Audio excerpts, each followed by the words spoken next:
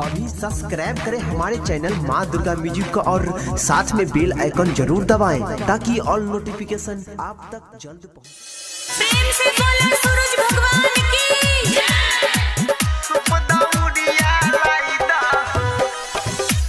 अखन अपने सब सुन रहल छी माँ दुर्गा म्यूजिक के शानदार प्रस्तुति। ए सैया करबै छठ बरतिया हमरा सरिया लाई दहो।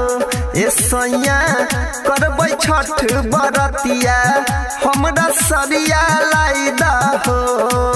हमरा सरिया लाई दहो बोलम जे पियरिया लाई दहो।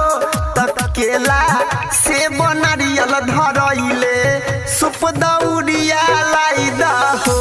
ए सैया करबै छठी बरतिया हमरा सरिया लाई दहो। डीजे सुमित सतीश डीजे सुमित सतीश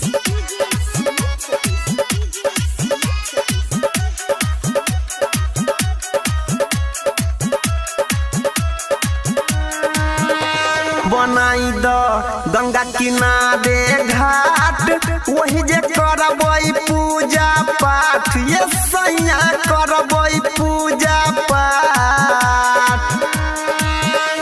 बनाई द गंगा किनारे घाट वही जे करबै पूजा पाठ। ये सैया करबै पूजा पाठ। तैयारग दीह तू भोर हरिया बलम जी सरिया लाई दहो। ए सैया करबै छठी के बरतिया हमरा सरिया लाई दहो। DJ Sumit Satish DJ Sumit Satish DJ Sumit Satish अखन अपने सब सुन रहल छी माँ दुर्गा म्यूजिक के शानदार प्रस्तुति। तखैबै नहीं 3 दिन खाना हमरा से कर नहीं कोनो बहाना। ये सैया कर नहीं कोनो बहाना। तखैबै नहीं 3 दिन खाना हमरा से कर नहीं कोनो बहाना। ये सैया कर नहीं कोनो बहाना। तयो अनिल सोनू के भेज के खगड़िया नया सरिया मंगाई दहो। ए सैया करबै छठी के बरतिया हमरा सरिया लाई दहो।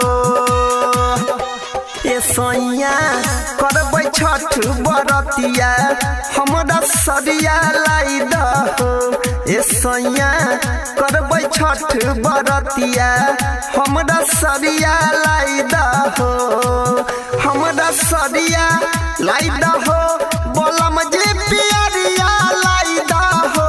तकेला से बनरियल धरैले सुप दौड़िया लाई दहो।